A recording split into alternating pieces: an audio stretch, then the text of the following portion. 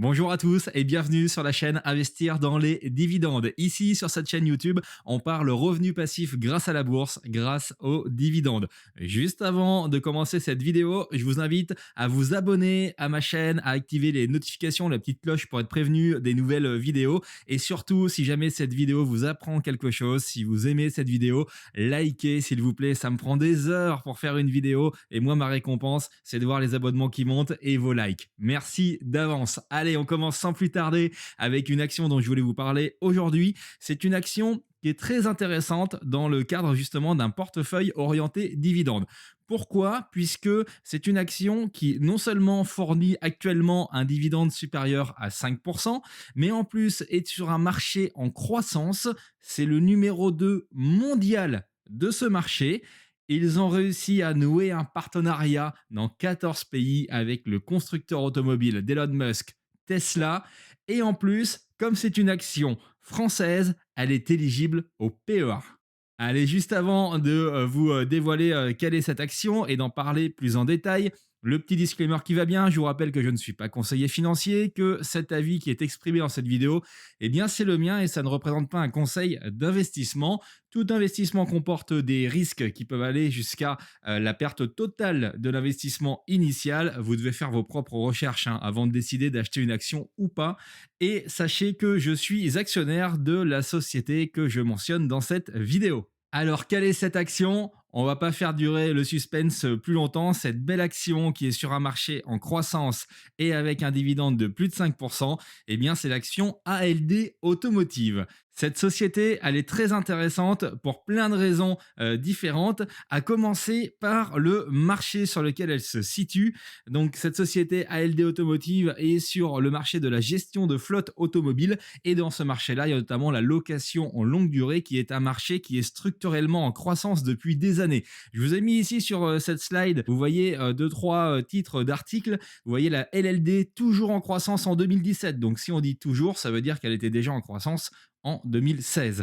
En 2018, croissance du marché global de la location longue durée de 1,86%. Et en 2019, la croissance a fortement accéléré avec 8,4% de croissance des immatriculations pour les véhicules à location longue durée. On est donc sur un marché qui structurellement est porteur, même si on va le voir, il comporte quelques risques. Alors forcément, même dans un marché qui est dans une dynamique porteuse, une dynamique de croissance depuis des années, il existe des risques, notamment avec le Covid. Certaines personnes se disent que le marché de la location longue durée va peut-être être freiné par des nouvelles habitudes de travail. Effectivement, vous regardez la gestion de flotte d'entreprise, énormément de flottes d'entreprises sont dédiées aux forces commerciales. Les commerciaux se déplacent pour aller voir les clients et avec le Covid, certaines nouvelles habitudes sont arrivées avec le télétravail, avec des rendez-vous en visio.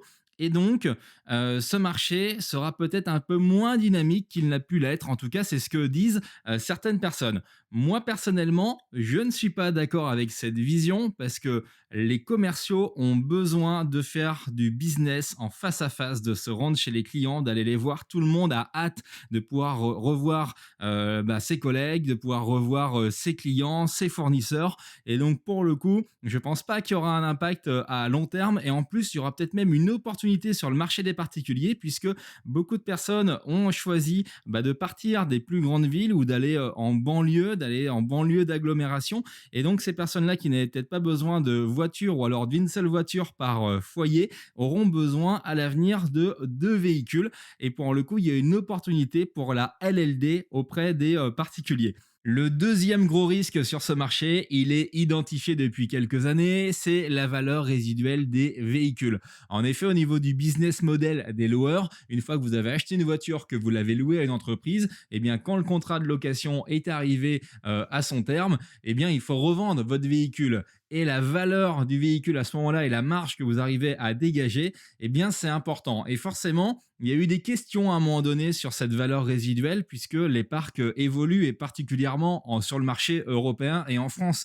En France, Les flottes étaient très diesel. Ça a bougé ces dernières années avec l'essence qui est montée en force. Maintenant, on est sur des voitures essence et hybrides, et puis des voitures aussi électriques. Et donc, la dépréciation de tous les anciens véhicules et leur valeur sur le marché de la revente, eh bien, c'était une vraie question. Mais vous allez voir qu'il y a pas mal de loueurs qui s'en sortent très bien, et c'est le cas d'ALD Automotive. Allez, on zoome maintenant vraiment sur ALD Automotive. Je vous ai mis les principales informations si vous voulez retrouver l'action pour être sûr de ne pas vous tromper. Le ticker, c'est ALD, et vous avez le code ISIN. En ce qui concerne le nombre d'actions, il y en a 404 103 640. C'est le nombre d'actions qui composent le capital aujourd'hui d'ALD Automotive. Et on va voir un peu plus loin dans la présentation si jamais ce nombre d'actions est stable, s'il a diminué ou s'il a augmenté. On va voir en gros si les actionnaires se sont fait diluer ou pas au cours des précédentes années.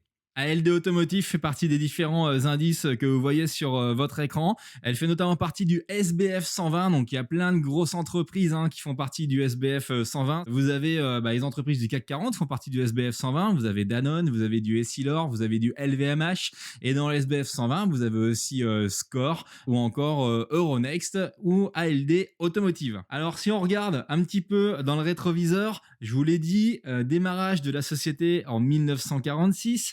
Le 1er octobre 2001, il y a eu une fusion de deux entreprises. Une entreprise qui a été possédée par Société Générale, sachant que Société Générale a racheté l'entreprise ALD qui appartenait à Deutsche Bank.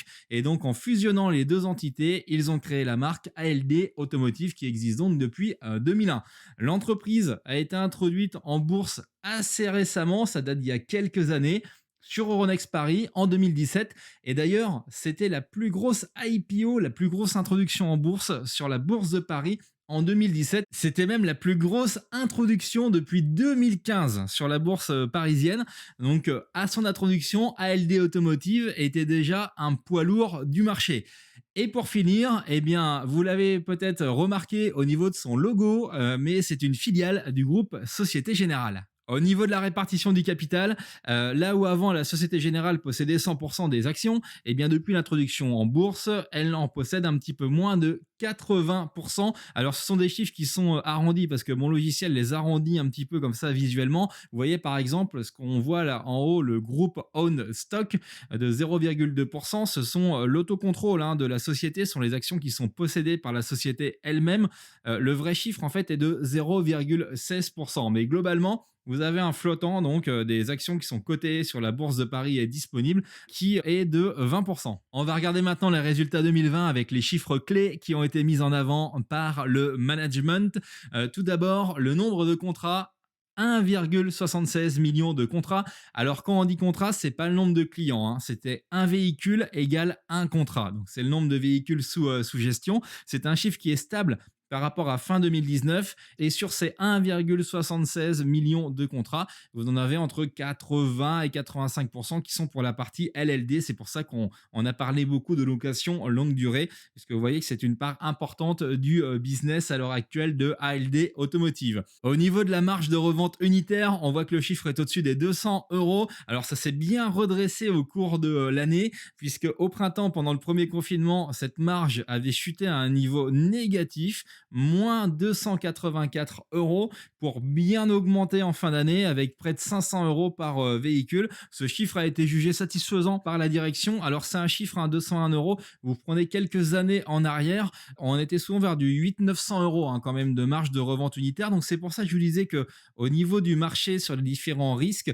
cette marge de revente unitaire, ça fait partie des risques. Mais en tout cas, ils ont bon espoir que sur 2021, la marge recommence à progresser, aille dans le bon sens. Au niveau du ratio coût sur chiffre d'affaires, ça c'est pareil, c'est un chiffre qui est extrêmement important, c'est votre capacité à créer de la marge bénéficiaire. Ça veut dire qu'en 2020, vous voyez ce chiffre de 50,4%, bien sûr 100 euros de chiffre d'affaires qui ont été faits, vous avez 50,4 euros qui représentent les coûts en fait de l'entreprise. Ça a légèrement progressé, donc ça c'est pas une bonne nouvelle. Ce ratio coût sur chiffre d'affaires était inférieur à 50% l'année dernière puisqu'il était de 49%, mais vous allez voir que d'ici 2025, la société ambitionne d'améliorer ce ratio coût sur chiffre d'affaires. Autre chiffre très important, c'est la part des véhicules dits verts dans les nouvelles livraisons en zone Europe. C'est les véhicules donc hybrides, les véhicules totalement électriques également. Et vous voyez que dans les nouvelles livraisons en Europe, cette part a doublé par rapport à 2019 et ça a représenté 24% des nouvelles immatriculations. Allez, là, on va vraiment regarder les comptes de l'exercice 2020, ce qui s'est passé trimestre après trimestre. Ce qu'on peut constater déjà, c'est qu'après un premier trimestre correct à 129 millions d'euros, vous avez eu un impact très fort du premier confinement. Quasiment tous les pays, les 43 pays dans lesquels sont présents ALD Automotive ont eu des confinements au premier trimestre et il y a eu un impact qui a été non négligeable avec une baisse à 78 millions d'euros des bénéfices. Ce qu'on peut constater aussi, c'est qu'on parlait juste avant de la marge de revente unitaire des véhicules. On avait dit qu'elle était passée négative au Q2. Eh bien, au printemps, on le voit là en fait. C'est-à-dire que là, quand c'est entre parenthèses au niveau des chiffres, c'est que c'est un chiffre négatif, c'est du moins. C'est-à-dire qu'au niveau de la vente, car sales result, au niveau de la vente des véhicules d'occasion, il y a eu une marge négative, il y a eu un impact de 15 millions d'euros par rapport à ce qui était initialement prévu. On voit en revanche un beau redressement dès le troisième quarter et puis un Q4 qui a été en très belle croissance, même quand on compare par rapport au Q4 2019. Vous voyez ici 162 millions d'euros de bénéfices versus 137 millions d'euros en Q4 2019. Donc pour le coup, on voit l'impact très fort du premier confinement, mais après un beau rebond qui augure d'une année 2021 qui pourrait être assez sympathique. Si on regarde maintenant le dividende et le bénéfice net par action en 2020, qu'est-ce qu'on constate? Eh bien, le bénéfice net par action est de 1,26 €. Le dividende qui est proposé pour versement en 2021 en ce qui concerne les comptes 2020, il est de 63 centimes d'euros par action. Ça représente 50% du bénéfice net par action en 2020. Le payout ratio qui a été ciblé jusqu'à présent par la direction était entre 40 et 50%. Donc là, on voit qu'on est sur le haut de la fourchette du payout ratio cible. Alors quand on dit payout ratio, qu'est-ce que c'est? Eh bien en fait, c'est la part des bénéfices que vous avez l'intention de redistribuer à vos actionnaires. Donc vous voyez qu'ils avaient prévu au niveau du management de reverser entre 40 et 50% des bénéfices et que finalement, si jamais l'Assemblée générale des actionnaires vote cette proposition telle quelle, ce qui est très souvent le cas, on sera sur un payout ratio cette année de 50% avec la moitié des 1,26 € qui seront reversés donc aux actionnaires. Si on prend le cours de l'action au 31 décembre 2020, ça représente un rendement de 5,48% et au moment où je tourne cette vidéo, par rapport au cours actuel de l'action, le rendement est à 5,16%. Donc c'est un très très beau rendement, d'autant plus quand on est sur une entreprise qui a des perspectives de croissance à venir. Juste avant de regarder les perspectives de croissance pour l'entreprise telles que le management l'a prévu dans le plan stratégique Move 2025, je vous propose de regarder un petit peu dans le rétroviseur et de voir un petit peu l'évolution de l'entreprise et de son résultat au cours des années précédentes. Et on commence tout de suite avec l'évolution du nombre total d'actions. Alors pourquoi c'est un critère qui est important et je regarde particulièrement le nombre d'actions qui composent le capital d'une entreprise dans lequel je souhaite investir, c'est pour voir si d'une part on est dilué dans le temps et d'autre part pour voir si jamais il y a un risque potentiel sur le dividende. Alors c'est pas le seul critère, c'est un des critères qui permettent de voir ça, mais en tout cas quand je souhaite être au capital d'une entreprise pendant des années pour bénéficier d'un dividende en croissance, c'est un critère qui est important. Pourquoi? Parce que là, qu'est-ce qu'on voit ici sur LD Automotive? On voit que le nombre d'actions est resté parfaitement stable au cours des 4 dernières années. Imaginons que ça n'ait pas été le cas et que l'entreprise ait créé 10% de nouvelles actions chaque année.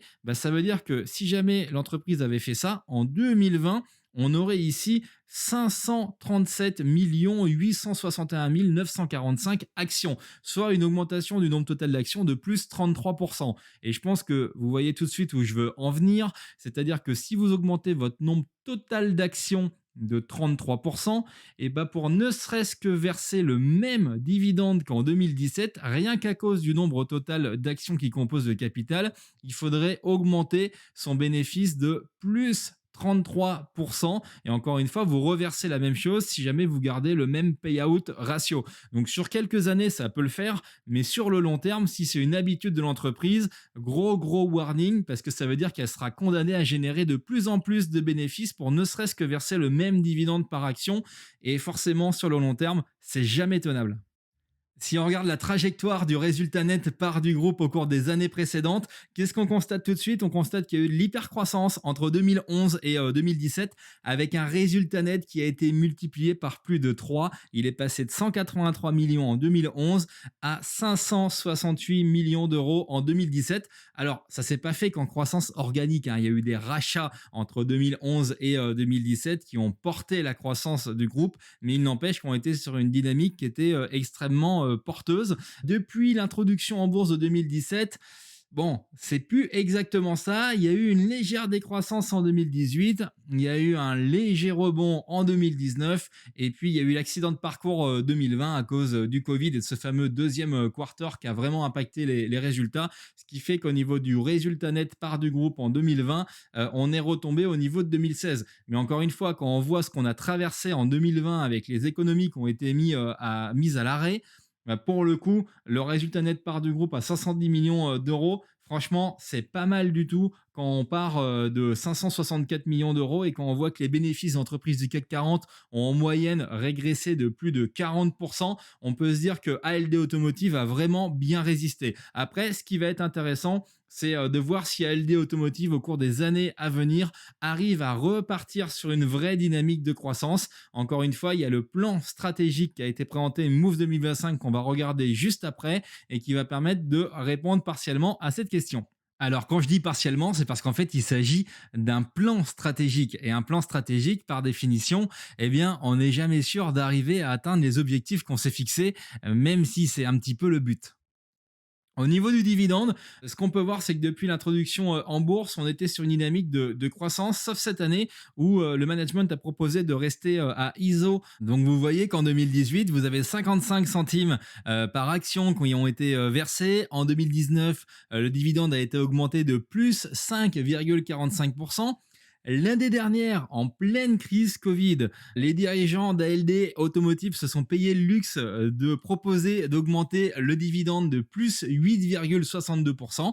Ça a été validé en Assemblée générale des actionnaires et donc ALD Automotive a non seulement fait partie des entreprises qui ont maintenu le versement d'un dividende en 2020, ce qui est un très bon signal pour moi, mais en plus, ils l'ont augmenté de près de 9%. Cette année, par rapport aux résultats 2020 qui ont été impactés par le Covid, ils ont proposé de maintenir le dividende équivalent à l'année dernière avec 63 centimes d'euros par action. Franchement, on est sur une très belle dynamique au niveau du dividende et moi j'ai des bons espoirs sur le fait que le dividende va continuer à croître au cours des années à venir. On va s'attarder maintenant quelques secondes sur l'évolution du ratio coût sur chiffre d'affaires. Donc, on a vu précédemment avec les résultats 2020 que ces coûts représentaient 50,4% en 2020. Ce qu'on peut constater, c'est qu'au cours des années précédentes, depuis 2016 en tout cas, il y avait une tendance à la baisse pour le coup, puisqu'on était passé de 53% à 49% au niveau de ce fameux ratio coût sur chiffre d'affaires. Alors, ça a rebondi en 2020 à cause des coûts exceptionnels liés au Covid, mais l'objectif du management qui a été donc annoncé pour 2025, c'est d'arriver à baisser ce ratio coût sur chiffre d'affaires, donc c'est tout bon au niveau de la marge si jamais ils y arrivent, d'abaisser ce ratio donc coût sur chiffre d'affaires entre 46 et 48% en 2025. Donc ils veulent vraiment reprendre cette trajectoire d'économie pour pouvoir avoir le meilleur ratio coût sur chiffre d'affaires possible. Et ça, c'est tout bon pour la marge de l'entreprise. On va se projeter maintenant sur les années à venir avec la croissance qu'on peut espérer d'ALD Automotive d'ici 2025 et surtout les leviers qu'il compte utiliser pour parvenir à remettre l'entreprise sur une trajectoire de croissance durable. Alors franchement, il faut quand même féliciter le management parce que au moment où il y a quand même énormément d'entreprises qui n'osent même pas fixer des objectifs pour l'année 2021, et ben eux, ils ont eu le courage en novembre 2020 de dévoiler leur nouveau plan stratégique qui s'appelle Move 2025. Donc déjà, chapeau de se mouiller comme ça et de prendre des risques en présentant un plan stratégique pluriannuel, alors qu'on a très peu de visibilité quand même sur la situation actuelle, même si on espère tous qu'on va bientôt sortir enfin de cette situation. Au niveau de la LLD et de la gestion de flotte, le management prévoit un taux de croissance annuel du parc donc de plus 4,5% par an jusqu'en 2025 avec 2,3 millions de contrats, donc de véhicules sous gestion versus 1,8 million en 2020. Un des piliers importants de la croissance à venir d'ici 2025 est identifié par le management, c'est la location aux particuliers et le développement de nouvelles solutions de mobilité. Alors au niveau des particuliers, c'est très développé en Europe du Nord, beaucoup moins dans d'autres pays, et donc il y a un levier qui est énorme et le management par rapport à 2019 en base de comparaison vise une croissance annuelle de plus 15% par an jusqu'en 2025. Et donc pour ça, il y a différents leviers qui sont activés, notamment la location de voitures d'occasion et ALD Flex qui est de la location moyenne durée qui est donc accessible aux particuliers. Un des axes majeurs du plan stratégique, c'est le verdissement de l'entreprise et de la flotte qui est proposée à leurs clients. Vous avez effectivement énormément d'entreprises là qui essayent d'améliorer leur bilan carbone. Il y a une question de souci de la planète, il y a une question d'image aussi qui est renvoyée. Donc les clients poussent fortement pour avoir des véhicules hybrides ou des véhicules complètement électriques. Et donc ça, ALD Automotive l'a bien compris. L'objectif en fait en 2025 sur les nouvelles livraisons, c'est d'avoir 30% de voitures électriques. Et au niveau de l'émission de CO2, la baisse atteindra 40% d'émissions de CO2, donc en moins, pour les véhicules des nouveaux contrats en 2025 par rapport aux émissions des véhicules qui ont été livrés en 2019. Alors, si on résume le plan Move 2025, globalement, les objectifs sont les suivants. C'est devenir le numéro un mondial de l'industrie de la location longue durée. Rappelons qu'actuellement, ALD Automotive est le numéro 2 mondial, mais le numéro un européen. Développer les solutions de mobilité. Il y a un objectif aussi de déploiement dans des nouveaux pays, puisque aujourd'hui, ALD Automotive est basé dans 43 pays et veut s'étendre à plus de 50 pays en 2025, particulièrement en Asie du Sud-Est. C'est un territoire de croissance qu'ils ont jugé particulièrement intéressant et stratégique. Et puis, les particuliers sont un relais de croissance pour l'entreprise. Alors, il y a un autre critère qui, moi, m'a particulièrement parlé au niveau du plan Move 2025, c'est la volonté du management d'augmenter le payout ratio cible. Donc, je vous le rappelle, c'est la part des bénéfices que vous reversez sous forme de dividendes aux actionnaires. Et donc, ce payout ratio cible, il était précédemment entre 40 et 50%. Cette année, l'entreprise a versé 50% des bénéfices. Et pour les années à venir, l'entreprise cible de reverser entre 50 et 60% des bénéfices sous forme de dividendes. Donc pour le coup, c'est une très bonne nouvelle. Ça veut dire que si les bénéfices augmentent, on est sûr d'avoir un dividende en augmentation au cours des années à venir à partir du moment où le management respecte son plan Move 2025 et ce critère qu'il a communiqué aux différents investisseurs. Alors avant de terminer cette vidéo, on va regarder le comportement de l'action ALD Automotive, voir si c'est un bon moment pour l'acheter ou pas, ou si on peut espérer avoir un cours meilleur pour pouvoir rentrer sur cette valeur. On va regarder son comportement donc sur l'année qui vient de s'écouler et également depuis la date de son introduction en bourse sur Euronext Paris en juin 2017. Au moment où je tourne cette vidéo, donc la bourse est fermée. Le dernier cours de cotation, c'était 12,20 €. Quand on regarde sur l'année qui vient de s'écouler, donc par rapport à la fin mars de l'année dernière, on voit effectivement que l'action a bien rebondi, hein. Elle avait été impactée hein, comme tout le monde. On voit que l'action a rebondi de 47% par rapport au 23 mars 2020. Et si on prend même un des points bas à 7,46 € au 21 avril 2020, on voit que l'action a rebondi de 63%. Maintenant, si on dézoome sur la période donc, qui couvre son introduction en bourse le 16 juin 2017, on voit que l'action a été introduite en bourse à un cours de 14,30 €. Et donc, bah oui, aujourd'hui, vous avez encore la possibilité de l'acquérir à un cours inférieur à son cours d'introduction en bourse. Alors du coup, pour ceux qui ont souscrit à l'introduction en bourse, il y a eu les dividendes entre-temps, mais franchement, c'était pas, on peut pas dire que ça a été une introduction en bourse super réussie quand on voit la tête de l'action et le parcours boursier aujourd'hui. Maintenant, ça c'est les années précédentes. Si ALD Automotive arrive à repartir sur une belle dynamique de croissance, comme le plan ambitieux Move 2025 le laisse supposer, eh ben on peut espérer des jours meilleurs au niveau de l'action. Moi personnellement, je suis rentré il y a quelques temps sur cette action, alors avec un petit billet, alors petit billet. Il y a quelques années, hein, il y a 10 ans, quand j'ai commencé en bourse, ça aurait été une grosse ligne de mon portefeuille. Aujourd'hui, ça représente une petite fraction de mon portefeuille. J'ai investi 1000 euros hein, sur ALD Automotive. J'ai 80 actions ALD Automotive. J'ai un PRU à peu près à 12 euros, 12,50 €.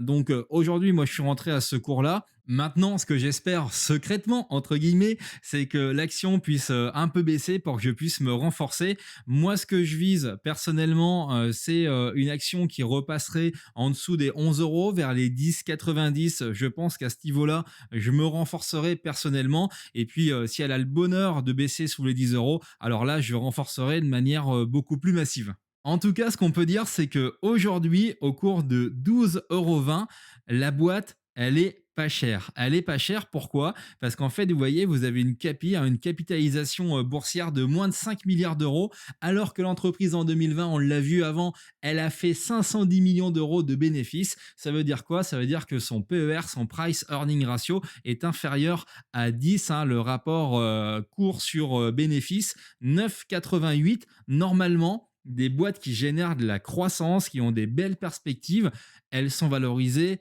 15, 20, voire même 25 fois les bénéfices, quoi. Donc, certes, il y a eu quelques petits accidents de parcours au niveau d'ALD Automotive, mais si elle reprend sa trajectoire de croissance, qu'elle ne déçoit pas sur ces points-là, avec en plus un dividende qui a été maintenu et même augmenté en pleine crise Covid et qui cette année est stable malgré la baisse des bénéfices, bah, honnêtement, moi je trouve que c'est une bonne opportunité. Après, comme je vous l'ai dit au début de la vidéo, c'est à vous de faire votre propre avis, de faire vos propres recherches et de voir si ALD Automotive est une boîte qui, par rapport à vos objectifs à vous, peut vous correspondre ou pas. Merci beaucoup d'avoir regardé cette vidéo jusqu'au bout. Surtout, si jamais elle vous a plu, si vous avez appris quelque chose, n'oubliez pas de liker, ça vous prend une demi-seconde pour liker. Et moi, franchement, ça me motive à fond pour vous faire des nouvelles vidéos. Abonnez-vous également à la chaîne, activez les notifications et puis commentez. Dites-moi ce que vous en pensez, si jamais vous êtes d'accord, si vous n'êtes pas d'accord, si vous avez des questions, n'hésitez pas à commenter. Franchement, à chaque fois, j'y réponds avec plaisir.